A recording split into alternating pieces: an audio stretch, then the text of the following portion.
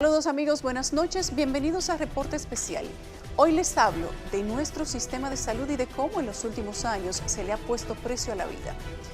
A las deficiencias de este sector se suman que en varias ocasiones se ha denunciado que clínicas han pedido anticipo y depósito de sumas de dinero para darle entrada a un paciente, mientras que en el sector público presuntamente cobran por recibir algún servicio. Hoy les comparto nuestro reporte, clínicas y hospitales que le ponen precio a la vida.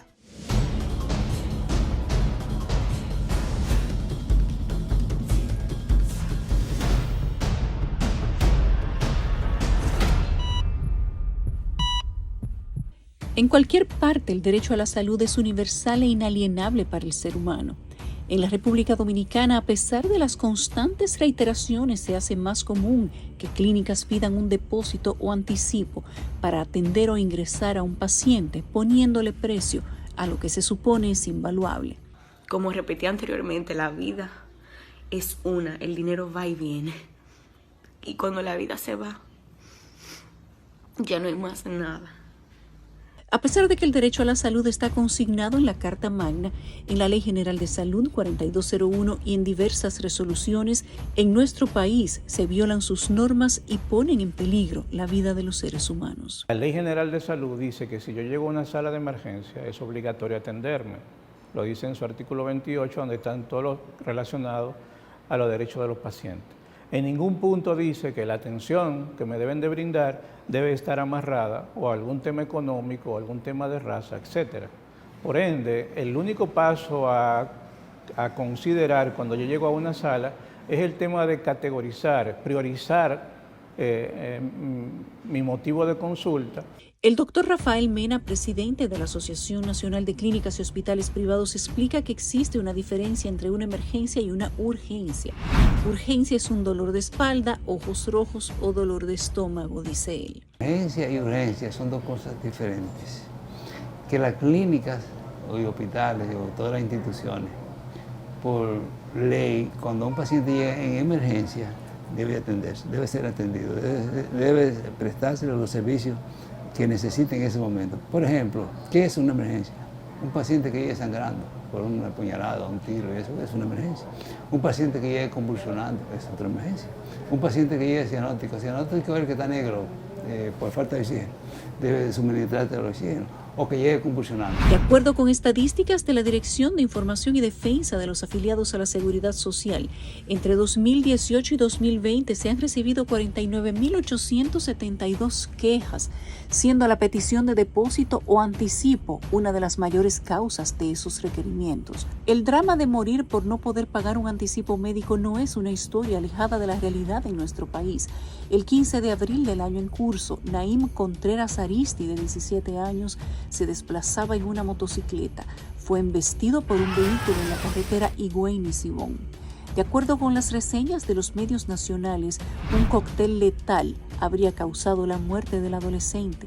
La primera queja de los higüeyanos es que tras el accidente, las ambulancias del 911 se presentaron al lugar del hecho más de media hora después de hacer la llamada. Las condiciones que nos dijeron que llegó fue crítica, pero cuando hay una fractura, como tenía este joven, una fractura expuesta, pues se le da mucho más importancia a veces a la fractura y quizás no a otra cosa. Entonces, en ese lapso de tiempo es que me dicen que se desesperaron y fue llevado a otro centro de aquí, de la ciudad. O sea, que no tenía una simple fractura, como se ha dicho, o sea, una fractura de fémur solamente. No tenía, claro, una fractura normal, un paciente no se muere por una fractura.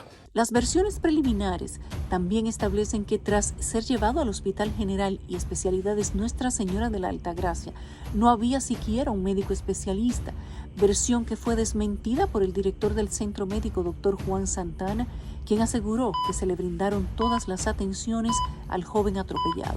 A ese joven fue a nuestro hospital, se le dieron todas las atenciones, pero ustedes saben que cuando hay accidentes mayores, mucha gente opina, uno dice unas cosas, otro dice otras, y ese joven se lo llevaron los familiares a otro sitio y no se le dio la oportunidad al hospital de que se le brindaran todas las atenciones. En sus declaraciones, el director del hospital de Higüey dijo que en el traslado del joven se perdió un tiempo precioso que probablemente pudo incidir en el fatal desenlace. Podemos decir que no hubo negligencia ni que hubo. Lo que sí nosotros estamos seguros, y ustedes lo saben, es que el hospital tiene una asistencia 1A, donde hay especialistas en la misma emergencia, porque aparte de que hay médicos generales, hay un emergenciólogo que es un especialista en emergencia. Y eso ustedes lo saben, y pueden ir en cualquier momento, que siempre están las atenciones.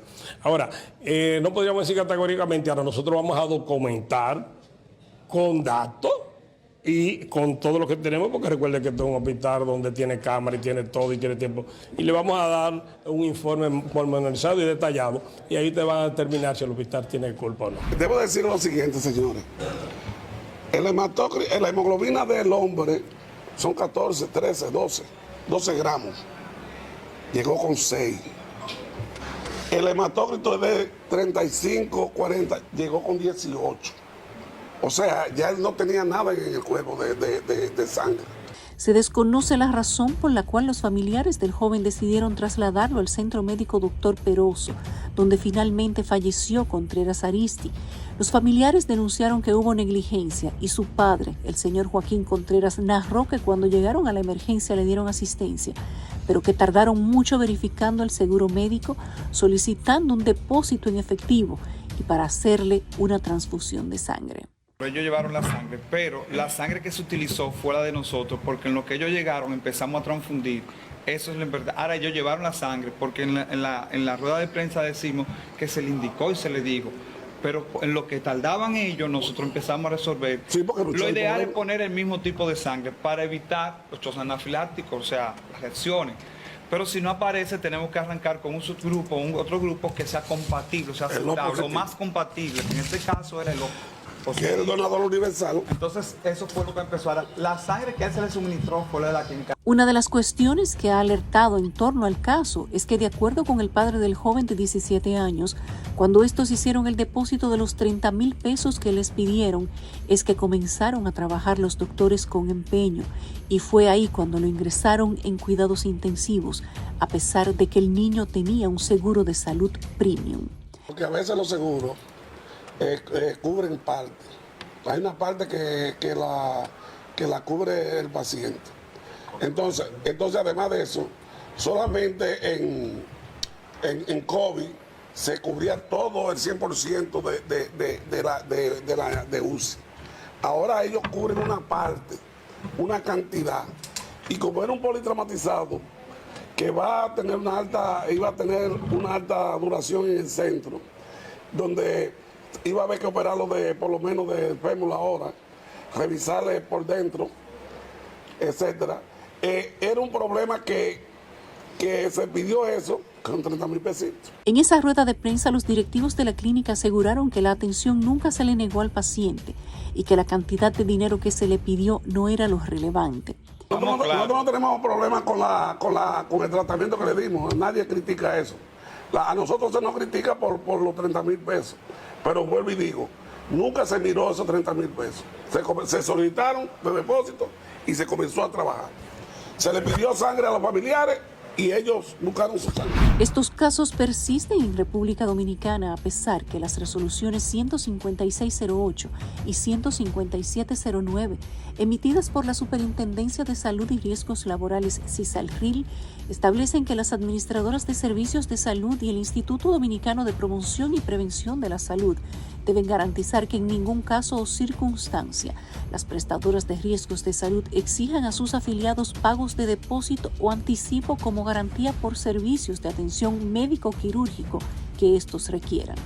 La resolución administrativa 156/2008, emitida por la CISALRIL, dispone en su artículo primero que se ordena a las administradoras de riesgos de salud garantizar a partir de la presente resolución que en ningún caso o circunstancia las prestadoras de servicios contratadas por estas exijan a los afiliados del Seguro Familiar de Salud pagos por conceptos de anticipos o depósitos como garantía para recibir servicios de atención médico-quirúrgico que requieran o nieguen el servicio por no realizar dicho depósito o anticipo. Esta resolución detalla que en caso de que la prestadora de servicio de salud exija al afiliado el pago del anticipo o depósito como condición para atenderles y ofrecerles los servicios de salud, el afiliado deberá reportarlo de forma inmediata a su ARS a fin de que esta última intervenga y evite que la prestadora de servicio de salud o centro médico realice dicho cobro. Hasta el momento no hay constancia de que ninguna clínica haya sido sancionada por esta práctica. En dicha resolución se destaca que a la prestadora de servicios que se le pruebe la violación a esa disposición en reiteradas ocasiones deberá ser excluida por las ARS de sus respectivas de prestadoras de servicios de salud. A pesar de la buena voluntad de la resolución, esto no es alentador para las familias que asisten a una clínica o centro médico por una emergencia de salud y no podrían perder el tiempo en llamar a su aseguradora para que les resuelvan el problema. Aunque también la resolución da la opción de que el dinero sea reembolsado por parte de las aseguradoras. Ley, reglamento, Carta de Derechos de los Afiliados prohíbe el depósito. ¿Oyeron? Tienen que llamar a su ARS. Precisamente cuando el afiliado llega a la clínica, lo primero que le preguntan es que si tiene seguro. Sí. Y si tiene seguro, llaman al seguro. Sí. Y dicen, sí, autoriza para que lo atiendan. Entonces no hay que pedirle depósito. Esa es una mala práctica que se denuncia y nosotros tomamos nota y lo es muy frecuente, especialmente en San Francisco porque está de Macorís. prohibido pedir depósito. Nada de eso responde a los riesgos a que se ve el paciente que no recibe atención cuando va en búsqueda de un auxilio médico y se le niega pese a tener seguro, hasta tanto deposite un adelanto, que con frecuencia supera los 30,000 pesos. Los centros clínicos privados son empresas privadas y como empresa privada tú incurres en gastos y esos gastos tú tienes que tener quien te lo va a pagar. Esa es la realidad. O sea, una clínica es un centro que vende servicios de salud, y el que vende un servicio requiere una reposición de los gastos y hasta de beneficios. O sea, nosotros lo que creemos es que nosotros tenemos como Estado de implementar plenamente la seguridad social para que ese dominicano vaya al lugar donde le corresponde y se le presten las atenciones adecuadas de acuerdo a su plan de servicio, que en caso de emergencia, que bien tú planteas, puede ser en cualquier clínica privada, en las primeras 24 horas debe recibir ese paciente. El emergenciólogo Josué Hernández, quien es el encargado de operaciones en salas de emergencia del Servicio Nacional de Salud, asegura que se debe seguir un proceso muy específico cuando un paciente llega por emergencia. El proceso realmente tiene 3 momentos. El primer momento es cuando la persona llega, cuando el paciente llega a la emergencia, que puede llegar o por sus propios medios o en una ambulancia, por ejemplo. El primer paso es que el paciente es clasificado, una estrategia de atención que se llama triaje, donde de acuerdo al motivo de consulta se prioriza su atención. En el año 2016, el Ministerio de Salud Pública emitió una resolución para ordenar la implementación de triaje hospitalario en todos los establecimientos de prestación de servicio de salud. Está en su primer punto y establece que la determinación de la condición de emergencia médica es realizada por el profesional encargado de la atención, bajo la responsabilidad de la dirección del establecimiento. Es lo mismo que una persona llegue a la emergencia inconsciente a una persona que llegue porque se dobló un tobillo. La persona que llegue inconsciente se va a priorizar y posiblemente se va a ver en un área específica de la emergencia porque entendemos que el paciente puede estar críticamente enfermo. Ese es el momento inicial en la entrada.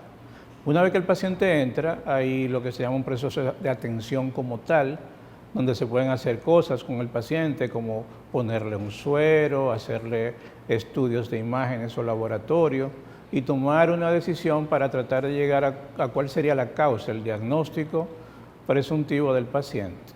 Conforme a la resolución, el triaje hospitalario se debe aplicar para identificar rápidamente a los pacientes en situación de riesgo vital, determinar el área más adecuada para atender al paciente, asegurar el seguimiento oportuno de los pacientes, informar a los pacientes y familiares el tipo de servicio que se necesita y el tiempo probable de espera, asegurar las prioridades en función del nivel de clasificación, contribuir con información que ayude a definir la complejidad del servicio, eficiencia y satisfacción del usuario. Y un tercer momento que ya implica, de acuerdo al diagnóstico, si es necesario hospitalizar al paciente o si se le puede dar de alta. Esos son los 3 momentos clave en un proceso de atención en sala de emergencia. La resolución también detalla que la escala de triaje debe ser aplicada en los servicios de urgencia y emergencia en el Sistema Nacional de Salud y es el siguiente. Nivel 1, situación que requiere resucitación con riesgo vital de inmediato o inminente de deterioro. Necesita intervención agresiva inmediata. Nivel 2, situación con riesgo inminente para la vida o la función. El estado del paciente es grave y de no ser tratado en los siguientes 15 minutos puede haber disfunción orgánica o riesgo para la vida. Los tratamientos como las trombosis o antídotos quedan englobados en ese nivel. El nivel 3, situaciones urgentes de riesgo vital potencial en 30 minutos. Nivel 4, situaciones menos urgentes, potencialmente grave, paciente que necesita exploración diagnóstica y terapéutica. Nivel 5, situaciones menos urgentes o no urgentes, tales como problemas clínicos y administrativos que no requieren ninguna exploración diagnóstica o terapéutica. Estas permiten esperar hasta 4 horas para la atención y pueden ser derivadas al servicio de consulta externa. Es importante el tema de la apertura del récord médico del paciente, porque tú vas a necesitar levantar información, tú vas a necesitar todo lo que tú vas a hacer con el paciente. Tú vas a necesitar tenerlo anotado, levantado en lo que se llama récord médico. Por eso lo que se prioriza siempre es la atención al paciente. En ocasiones, ¿qué uno hace? Uno inicia la atención del paciente y le pide a un familiar que vaya a hacer la apertura del récord médico electrónico. El año pasado, en febrero de 2021, una joven denunció a través de redes sociales que supuestamente en la clínica donde le atendían su abuela, tomaron la decisión de dejarla morir porque sus familiares no tenían cómo completar un depósito económico para su tratamiento.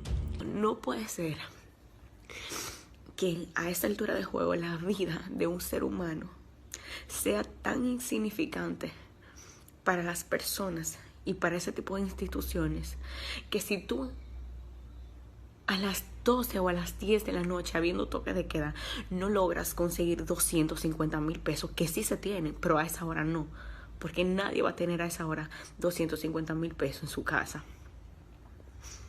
Si tú no tienes esos 250,000 pesos a la mano, a la hora de tú llevar a un paciente a una clínica, prefieren que se te muera. Y eso fue lo que sucedió con mi abuelita. En la fílmica, la joven menciona que su abuela falleció por COVID y que en la clínica, cuyo nombre se desconoce, solo le aplicaron oxígeno y la dejaron recostada en un pasillo a su suerte. La gente es tan inhumana dejar morir a una señora de 90 años con toda la salud del mundo porque mi abuela estaba en sus 5 sentidos. Pero la atacó el coronavirus y todos sabemos que una persona de esa edad que ataque el coronavirus es muy difícil porque el organismo no es igual. Se mueren gente más jóvenes, gente de mi edad. Imagínate una señora que no la atiendan porque a las 12 de la noche no tiene 250,000 pesos para entrar a una clínica. La joven añadió que tuvieron que trasladarla a un hospital, donde según su testimonio recibió mejor tratamiento y cuidado, pero que fue demasiado tarde debido al severo deterioro de salud que ya tenía la anciana. Que en el hospital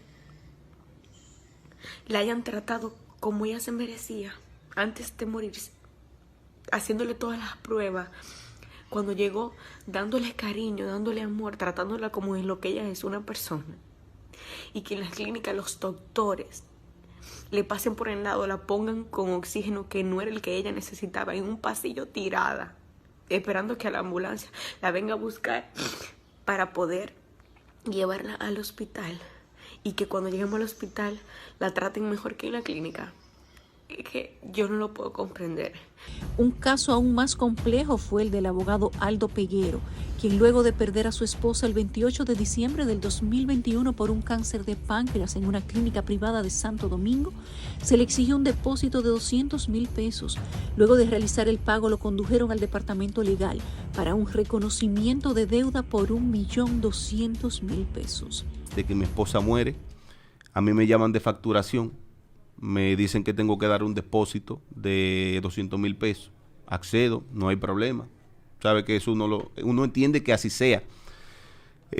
Cuando doy los 20,000 pesos, los 200,000 pesos, me dicen que tengo que pasar al departamento legal. Peguero en esa entrevista denunció que en la clínica privada presuntamente funcionaba una mafia que pretendía estafarlo. Hace 3 años, el pasado 20 de julio del 2019, David Peña, de 24 años, se accidentó el mismo día que había llegado de vacaciones desde Estados Unidos, cuando se desplazaba en una motocicleta en el sector Balaguer, en Sabana Iglesias de Santiago, y perdió el control tras caer en un hoyo. Cuando le pidieron la suma de 500,000 pesos, mi cuñada le dijo que le dieran unos minutos para llamarme, que íbamos a resolver. Luego le dieron que no, que era política, 15 minutos después, que ellos no podían hacer nada, lamentablemente, porque querían los 500,000 pesos. Mi cuñada... Sí, correcto, ellos lo querían rápido.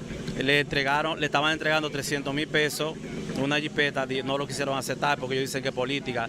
Los familiares de Peña denunciaron que el deceso se produjo por la falta de atención médica en la clínica Corominas de Santiago, ya que para poder atenderlo le exigieron un depósito de 500,000 pesos. No hicieron nada. No, los doctores nada más llamaban y más nada. No me lo ayudaban, no le ponían nada. Lo dejaron ahí con un amigo mío que vino conmigo y nada más lo dejaron ahí, yo llamando para el dinero. Sí. Si lo hubieran atendido y lo hubieran ingresado a cuidado intensivo, hubiera sido otra cosa. Tras haber permanecido cerca de 1 hora en sala de emergencia sin ningún tipo de intervención, los familiares tuvieron que llevarse a su pariente al Hospital José María Cabral Ibáez, donde lamentablemente falleció a su llegada. Le estaba entregando 200,000 pesos efectivos, 100 en una tarjeta y la jipeta de ella también, pero ella como al ver que no lo querían atender, ella lo tuvo que sacar, llevarlo a María Cabrera y donde falleció. Rafael Mena aclara que las clínicas que se han visto envueltas en estos escándalos no pertenecen a Andeclip, pero explica que a pesar de que están obligadas a estabilizar un paciente que llegue a una emergencia, cuando se habla de un ingreso, la situación debe ser evaluada. Si hay un paciente que requiera algún internamiento y por alguna razón el paciente que fue a esa institución tiene seguro, por ejemplo, pero si ese seguro no tiene un acuerdo con esa institución, no puede ser admitido, entonces tiene que ser trasladado. Nosotros usamos el 911 que hasta ahora no hay quejas mayores, hay inconvenientes, pero no hay quejas mayores y se resuelven los problemas. Y debe irse a la institución donde tenga este seguro para que lo atiendan. El galeno expresa que dependiendo de la situación en que llegue el paciente y si debe ser llevado a una sala de intensivos, es cuando pudiera darse el caso de que le pidan un anticipo o depósito debido a la poca cobertura que puede tener su seguro de salud. Si usted tiene un seguro que apenas le cobre un básico, que le cobre 100 o 200,000 pesos y usted va a poner un cuidado de unidad intensivo, por ejemplo, que requiera cuidado constante de enfermería, de médicos, rayos X, laboratorio, ese tipo de cosas. Usted sabe muy bien que como está la situación en este país, eso no dura ni 1 ni 2 días. Entonces lo que hacen las clínicas es que le dicen, mira, a un depósito sobre esta cuestión para que nosotros podamos seguir dando el servicio o si no trata de buscar otro sitio. Y eso ha generado muchos inconvenientes. En caso de que el paciente no esté asegurado y tras ser estabilizado, este debe ser trasladado a un hospital público para ser atendido. Los 2 casos antes mencionados no son únicos. En el 2020, una nieta pidió a través de las redes sociales ayuda económica para cooperar con su abuela Carmen Bonifacio Veras, quien sufrió un derrame cerebral en agosto de ese año, cuando nos encontrábamos en un estado de emergencia por la pandemia. Esta fue llevada a la clínica Corominas, mismo centro de salud donde falleció David Peña. Allí le pidieron un depósito de 300,000 pesos para ingresarla en cuidados intensivos, ya que no podía respirar por sí misma. Debido a la falta de oxígeno y la alta ocupación de camas, la señora falleció pocos días después.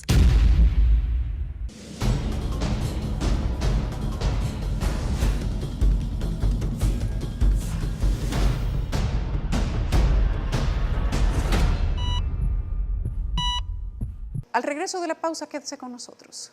La salud no puede seguir siendo un negocio. La salud es un derecho fundamental. En más de una ocasión se han dado a conocer en los medios de comunicación y redes sociales que las clínicas solicitan depósitos para ingresar a los pacientes y se ha convertido en un secreto a voces que para apresurar recibir un servicio en los hospitales se regale dinero. Continúan viendo clínicas y hospitales que le ponen precio a la vida.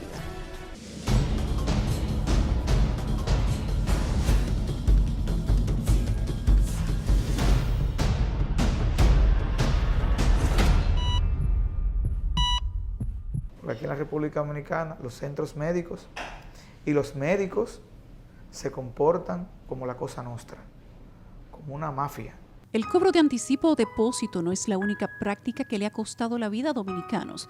También lo han hecho los famosos rebotes, que es cuando una clínica se niega a ingresar a un paciente, presuntamente porque no tiene disponibilidad de cama, sea esto cierto o no. La República Dominicana acaba de perder el dominicano de mayor connotación que tenía vivo por sus grandes jornadas revolucionarias y democráticas en provecho y favor de este pueblo, que siempre se mantuvo erguido defendiendo los mejores intereses de la República Dominicana. La madrugada del 22 de marzo del 2016 falleció en la unidad de cuidados intensivos del Centro Médico UCE el excombatiente constitucionalista y exguerrillero de Playa Caracoles Claudio Camaño Grullón a la edad de 78 años, poniendo al país en duelo y visibilizando la deshumanización del sector salud. Si eso le pasó a él, que no teníamos ni el problema económico y que era una persona, digamos, reconocida y apreciada por nuestra sociedad, que esos centros evidentemente sabían que iba a haber algún tipo de repercusión por eso, de tipo social. Si lo hicieron con mi padre, Dios mío, la generalidad de la población, ¿cómo está? ¿Cómo es posible, y son datos que da la prensa, que usted vaya a 3 o 4 centros médicos y no los reciben y luego los tratan mal?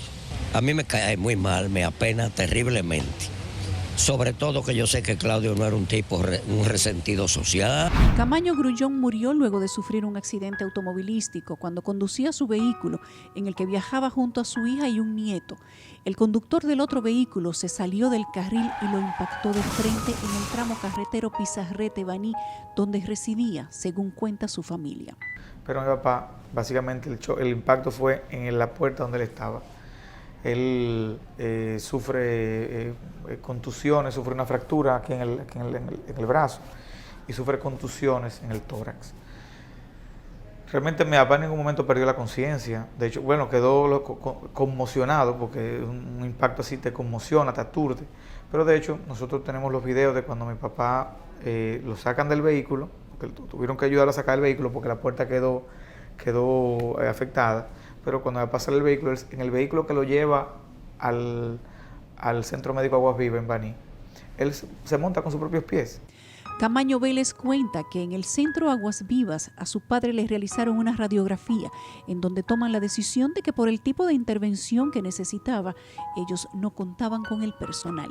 Cuando mi papá llega y nos damos cuenta que nadie le había dicho a Sedimat que iba un paciente para allá. Nadie. O sea, de Aguas Vivas, sencillamente nos dijeron llévenlo a ese sitio, pero sin hacer ningún tipo de coordinación. Literalmente se lavaron las manos. Y en Sedimat, mi papá dura, ahí sí yo estaba presente, dura cerca de 1 hora en la puerta de emergencia, en la ambulancia. Ni siquiera lo bajaron de la ambulancia. De acuerdo con el testimonio de Camaño hijo, en Sedimat no lo ingresaron alegando que no tenían espacio ni camillas disponibles para atenderlo, incluso incumpliendo normas médicas de triaje, la cual establece que dependiendo del diagnóstico se le debe dar prioridad a un paciente sobre otro. Es una excusa. Primero porque la ambulancia va con una camilla y podían bajarlo y atenderlo en la camilla de la ambulancia y hacerle por lo menos algunas imágenes, Lo único que hicieron fue que luego de un rato se subió básicamente una médico pasante al vehículo, a la ambulancia, y le tomó la presión. El centro de salud les dijo a los familiares que trasladaran al paciente a la clínica Abreu, porque ahí sí tenían espacio. Y como en el caso anterior, nadie avisó que iba una persona con un trauma torácico y que debía ser intervenido quirúrgicamente. Para ese momento ya habrían pasado 5 horas desde que Camaño Grullón sufrió el accidente. Nosotros incluso pensamos que lo iban a estar esperando con la sala de cirugía y con su sangre y con un cirujano torácico ahí.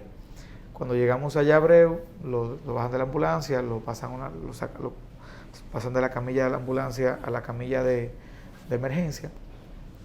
Y ahí entonces nos dice que van a llamar a un cirujano que está de llamada para que vaya. Ahí nosotros preguntamos que si yo tiene un cirujano torácico. Nos dicen que no tiene cirujano torácico. Y lo cual es algo ellos son un centro de tercer nivel que deberían tener de llamada todo ese tipo de especialidades y subespecialidades. Eso por la norma es así. Debido a que los familiares le dijeron que el excombatiente necesitaba un cirujano torácico y al no tener uno en la clínica, estos debieron trasladarlo. El dato, según la familia, es que el centro de salud no le dijo que un cirujano general podía ponerle el tubo de pecho que necesitaba. Recuerden que nosotros venimos desde Baní, que en Baní no pudieron atenderlo porque necesitaban un cirujano torácico, porque en Baní tenía cirujano general, lo que no tenían era torácico. Entonces venimos todo este tiempo, cuando llegamos allá ellos tampoco nos explican eso, y entonces ahí, y tampoco nos explican los riesgos de trasladar a un paciente en esas condiciones. Luego de ahí decidimos llevárnoslo a UCE. En el centro médico UCE sí había un cirujano torácico, según cuenta la familia, y aunque creyeron que ya había llegado al lugar indicado, la realidad fue otra. Ahí se le hace una radiografía, y en esa radiografía el cirujano en ese momento entiende que no había que ponerle tubo de pecho. Es al otro día, cuando se le hacen unas muestras de sangre, el otro día como a las 10 de la mañana, que se ve que se le está bajando la hemoglobina. Debido a que la hemoglobina estaba descendiendo, los doctores le indicaron una tomografía, ya que el descenso de la misma suele ser síntoma de que se está perdiendo sangre. Y como Camaño no tenía una herida visible, todo apuntaba a que era una hemorragia interna. Fui a acompañar a mi papá al tomógrafo y de hecho se vio que estaba acumulando sangre en ambos pulmones. Y ahí los doctores dicen, bueno, hay que ponerle, no el cirujano torácico que no estaba ahí en ese momento, sino el médico que se encarga de las tomografías. Digo, hay que ponerle un tubo de pecho en ambos pulmones. A pesar de la observación que hizo el médico que le realizó la tomografía, cuando llegó a la clínica el cirujano torácico tomó otra decisión. Solo le puso un tubo de pecho en vez de 2, a pesar de que los familiares opinan que este debió ser el primer paso a seguir. Cuando llegue el torácico y le dan el informe de la tomografía, básicamente nos dice, mira, pues sí, va a haber que poner el tubo de pecho. O sea, con lo que implica el riesgo. De hecho, nos contaba el periodista Juan Bolívar Díaz, en una visita que hicimos a su programa para tratar este tema, que cuando él tuvo un accidente de tránsito, tuvo un choque en el vehículo, que de hecho fueron a buscarlo en una ambulancia aérea. Cuando lo subieron a la ambulancia aérea, antes de hacerle radiografía, antes de cualquier cosa, le pusieron de manera preventiva un tubo de pecho. Porque un tubo de pecho es mejor ponerlo y que tú no lo necesites, a que tú lo necesites y no ponértelo. Camaño permaneció al menos 2 días en el centro médico UCE y para los familiares iba mejorando, ya que le estaban drenando la sangre que tenía alojada en el cuerpo, por lo que también le estaban haciendo transfusiones. A las 11 de la noche del segundo día en el UCE, mi papá comienza a manifestar dificultad para respirar. En ese momento nosotros pues tratamos de comunicarnos con el encargado de la emergencia del centro y con el cirujano torácico para que fueran y atendieran, porque algo no estaba bien.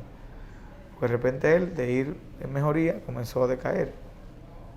Bueno, pues ellos llegaron a las 3 de la mañana cuando ya mi papá había muerto. Camaño Grullón fue pilar importante en la Guerra de Abril del 65, donde combatió a las tropas invasoras junto a su primo el coronel Francisco Alberto Camaño Deñó, y más tarde en el 1973 vino al país en una expedición guerrillera. Camaño fue bautizado como el guerrillero solitario y durante su paso por la milicia llegó a ostentar el rango de mayor de la Policía Nacional. Lo que Claudio hizo por el país era para atenderlo gratis en cualquier clínica. Por todo lo antes expuesto, los familiares del extinto exguerrillero interpusieron una demanda civil por 100 millones de pesos en diciembre de 2016 en contra de 4 centros médicos por negligencia médica contra su pariente, pero todavía está en litis y se ventila en los tribunales. ¿Por qué tuvimos que recurrir a lo civil, a una demanda civil? Y es porque las leyes penales, en cuanto a lo que tiene que ver con negligencia médica, básicamente esas leyes son muy débiles. O sea, básicamente llevar un proceso penal por negligencia médica en la República Dominicana sería algo casi imposible. Tendrían que evidenciarse faltas extremadamente groseras. Claudio Camaño hijo cuenta que esta litis ha sido todo un viacrucis y que en estos 6 años han asistido a decenas de audiencias, a pesar de que para esa fecha Salud Pública aseguró que el Centro Médico Regional Aguas Vivas de Baní y Sedimat incurrieron en la inobservancia de los servicios de atención a Claudio Camaño Grullón, recomendando sanciones correctivas. De su lado establecieron que la Clínica Abreu y el Centro Médico UCE serían amonestadas por no tener la debida y oportuna comunicación con los familiares. Así como nosotros íbamos a reunirnos en el Ministerio de Salud Pública, veíamos saliendo de la misma oficina donde íbamos a entrar nosotros, veíamos saliendo a representantes de esos centros médicos, ¿entiendes? Porque aquí se sabe la cantidad de intereses que se mueve ahí. Y este caso nosotros estamos llevando, no es solamente un caso por una persona. Los centros médicos y el sistema, y el sistema privado de salud sabe que es el precedente que se establezca en este caso. Actualmente, los familiares de Camaño Grullón apelaron la sentencia en la que solo fue condenado el Centro Médico UCE. Irónicamente, el único que lo aceptó. Claudio Camaño hijo entiende que fueron 2 razones las que pudieron causar que a su padre lo rebotaran. Que entendamos lo perverso que es el sistema de salud dominicano, lo perverso. Y estas informaciones que les voy a decir son informaciones incluso, me las han dicho médicos. Y me las han dicho incluso personas vinculadas al sector salud, desde el punto de vista de las clínicas. Me han dicho, mira, hay clínicas, hay centros médicos que llega un paciente y si ven que el paciente está muy grave, prefieren no recibirlo para que eso no les afecte sus estadísticas. Afectar sus estadísticas y no estigmatizar el centro son 2 de las razones que Claudio Camaño entiende fueron por las que rebotaron a su pariente. Y la otra es mucho peor. Cuando un paciente entra por emergencia, los honorarios que se reconocen para ese procedimiento son mucho menores. Entonces, te voy a poner un ejemplo. Si un paciente llega con un preinfarto a un centro médico y lo reciben, si llaman a un cirujano cardiovascular y él va y le abren el pecho y lo atienden, el cirujano, por eso lo que le van a reconocer son 5, 6 mil pesos, 7 mil pesos. Pero si esa misma operación él la hiciera programada, a ese cirujano hay que reconocerle 100 mil, 150 mil, 200 mil, 300 mil pesos. He escuchado rumores de personas que reciben o que pueden recibir algún agrado.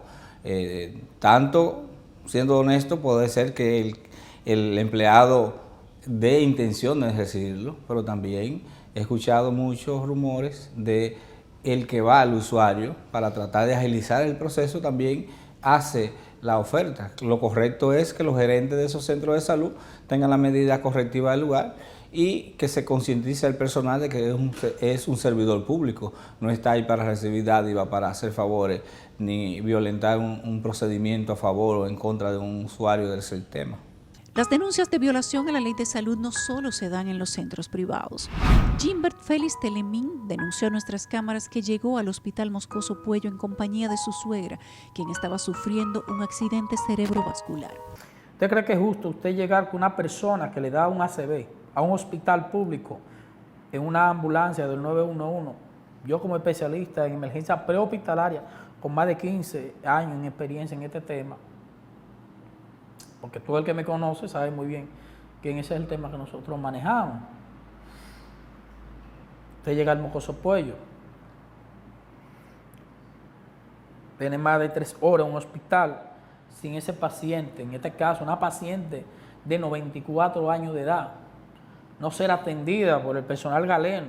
De acuerdo con el encargado de operaciones en salas de emergencia del Servicio Nacional de Salud, el señor Josué Hernández, el factor tiempo es muy importante al momento en que una persona está sufriendo un ACV. Tiene, desde el punto de vista del protocolo de actuación, unos tiempos definidos para un tipo de terapéutica. Lo ideal es que un paciente con accidente vascular cerebral llegue dentro de las primeras 4 horas a una sala de emergencia y se le haga una tomografía. Pero no siempre es así. Muchas personas que hacen accidentes vasculares cerebrales son pacientes adultos mayores que a lo mejor están solos en la casa, tienen una trombosis, empiezan a perder la fuerza en un hemicuerpo y tienen que esperar que llegue un familiar para llevarlo a un hospital y ahí se pierde tiempo. Telemín denuncia que debido a que los médicos no le daban las atenciones que necesitaba la señora de 94 años, a la cual en ningún momento, de acuerdo a su testimonio, le dieron las atenciones debidas. Si uno le llama la atención como un ciudadano que paga impuestos, un derecho constitucional, el derecho a la salud, el derecho a la vida, se molestan tanto los seguridad como el personal médico. Y le suelen hablar muy mal a los usuarios del servicio, como que son animales o simplemente van a estar pidiendo algo, cuando se supone que es un servicio obligatorio por el Estado Dominicano.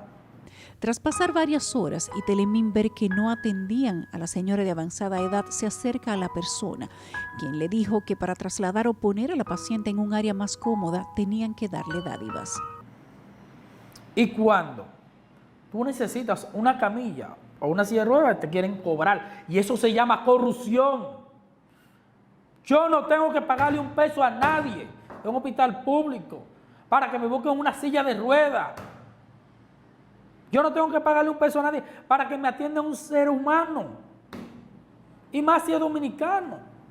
Para el doctor emergenciólogo Josué Hernández, el primer paso que debió darse en el hospital fue realizar los procesos médicos y diagnosticar su estado de salud. Está en riesgo, está en riesgo. Por eso te digo, aquí el factor tiempo es importante. Lo ideal es que lleguen dentro de las primeras 4 horas para hacer una tomografía, porque la tomografía define qué tipo de accidente vascular cerebral o ACV le está dando a la persona. Conforme al relato de Telemín, el personal de seguridad y médicos se tornó violento tras negarse a cumplir la petición, por lo que ocurrió un pequeño altercado en el centro de salud. Porque le dije que no le iba a pagar ningún 1,000 pesos para que buscara una silla de ruedas, porque no estamos locos. La corrupción en este país la tenemos en el ADN del dominicano desde que nacemos. A pesar de durar más de 4 horas, nadie atendió a la señora, por lo que Telemín se vio obligado a sacarla del hospital y ahora mismo la señora se encuentra en su casa. Nada. Tuve yo que llevármela. Sí, me la llevé. Incluso cuando la llevamos otra vez, nuevamente ayer, con una situación, me preguntaron, ¿y por qué usted salió? ¿Cómo que me la llevé? La voy a dejar morir sentada ahí. Abusadores. O se la querían comer. No entiendo qué tipo de sociedad es esta, qué tipo de autoridades sanitarias son estas. De acuerdo con el encargado de operaciones en salas de emergencia del Servicio Nacional de Salud, en caso de que un hospital no pueda atender a un paciente o ingresarlo, debe trasladarlo a otro centro. Hospitalizar al paciente va a depender de la cartera de servicios de ese hospital, por ejemplo, o otros factores como disponibilidad de camas. Si ese paciente por H por R debe de salir del hospital, porque el hospital no tiene cómo darle el servicio, se inicia un proceso de coordinación con otro centro que sí le pueda dar la atención al paciente. Medios nacionales también reseñan que llegó una denuncia de un hombre que fue atracado en el Puente Duarte y herido en el pecho, provocándole los atracadores una fractura del cuerpo medular derecho, por lo que necesitaba una operación. Sin embargo, Miguel Antonio García Cruz no tiene acceso a que el Seguro Nacional de Salud cubra su operación, porque su herida no fue provocada en un accidente de tránsito, ya que su seguro, que es el SENASA Básico Contributivo, no cubre este tipo de heridas, a menos que hayan sido provocadas por un siniestro vial. A pesar de que el hombre llevó la denuncia que presentó en la Policía Nacional por el asalto del que fue víctima, SENASA insiste en que su plan no tiene el catálogo que cubre la operación que se tiene que hacer para corregir una fractura del cuerpo medular derecho. Sin embargo, se ha comprometido a operar.